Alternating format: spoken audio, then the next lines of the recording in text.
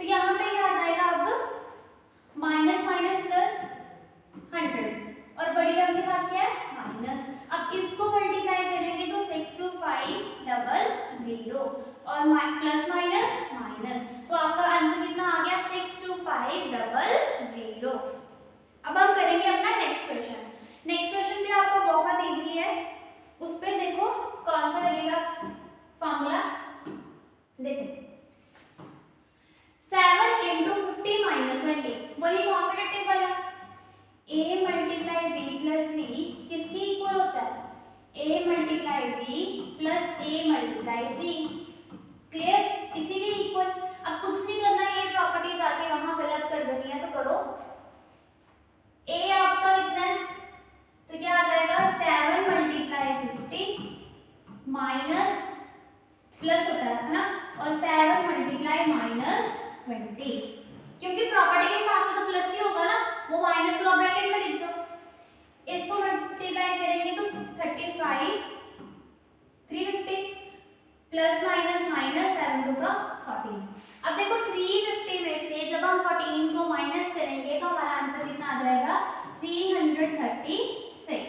तो यही कुछ क्वेश्चंस थे प्रॉपर्टी के बिहाफ पे, प्रॉपर्टी के बेस पे जो हमने क्वेश्चन सॉल्व किए हैं। अब हम करेंगे अपना next question.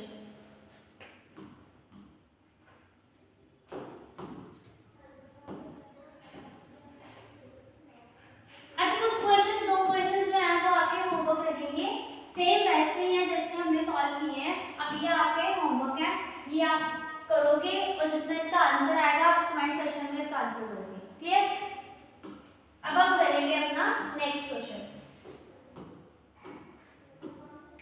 A certain freezing process required that room temperature be lower from 40 degree Celsius.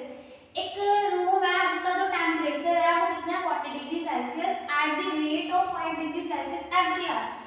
एक घंटे के बाद जो टेम्परेचर है वो 5 डिग्री सेल्सियस क्या हो रहा है कम होता जा रहा है, मतलब हर एक घंटे के बाद, एक आवर के बाद 5 डिग्री सेल्सियस कम हो रहा है, फिर अगले घंटे 5 डिग्री सेल्सियस कम हो रहा है, फिर अगले आवर 5 डिग्री सेल्सियस कम हो रहा है। मतलब टोटल टेम्परेचर है 40 डिग्री सेल्सियस, बट अगर एक घंटे के बाद की बात की जाए तो उसमें 5 डिग्री सेल्सियस कम हो ही जा रहा है। फिर अगले एक घंटे की बात की जाए तो फिर उसमें 5 डिग्री सेल्सियस कम हो रहा है। तो इसका मतलब ये है कि एक घंटे के बाद आपका जो टेम्परेचर है वो क्या हो रहा है कम हो रहा है।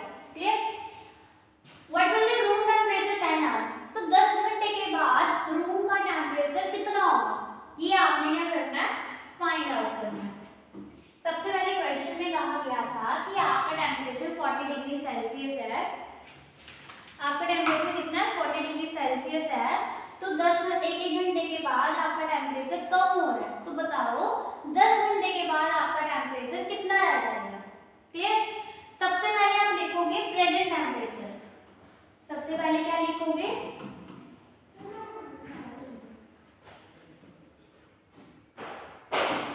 Present temperature.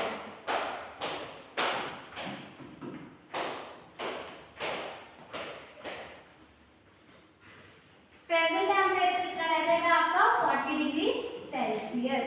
40 डिग्री सेल्सियस आपका प्रेजेंट टेम्परेचर है और आपका जो टेम्परेचर है वो 1 घंटे के बाद क्या हो रहा है कम हो रहा है, तो क्या लिखोगे decrease in temperature, decrease in temperature every hour.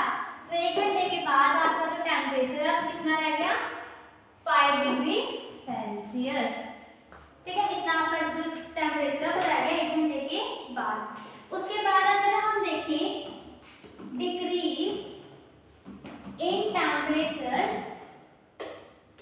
After 10 hour, अगर 1 घंटे में आपका 5 डिग्री सेल्सियस कम हो रहा है तो 10 घंटे में कितना कम होगा, तो 10 को 5 से क्या कर देंगे मल्टीप्लाई कर देंगे, तो आपका आंसर कितना आ जाएगा 50 डिग्री सेल्सियस।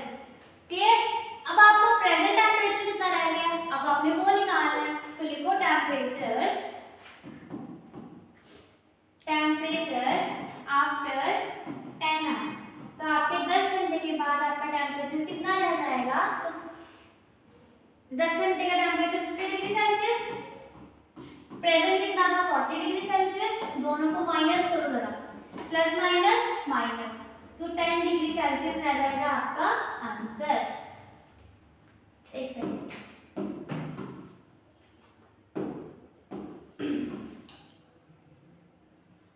प्रेजेंट टेम्परेचर कितना था 40 और 10 का कितना आया 50, प्लस माइनस माइनस, तो माइनस 10 डिग्री सेल्सियस आपका 10 घंटे के बाद रह जाएगा। तो ये था आपका आज का लास्ट क्वेश्चन। अगले क्वेश्चन करेंगे हम अपने नेक्स्ट सेशन में। तो उम्मीद करते हो कि जितने आपने क्वेश्चन किए, मैंने करवाए, वो आपको अच्छे से समझ आए होंगे। और अगर आपको क्वेश्चन अच्छे से समझ आए होंगे तो वीडियो को लाइक करें, शेयर करें एंड कमेंट करें। Thank you.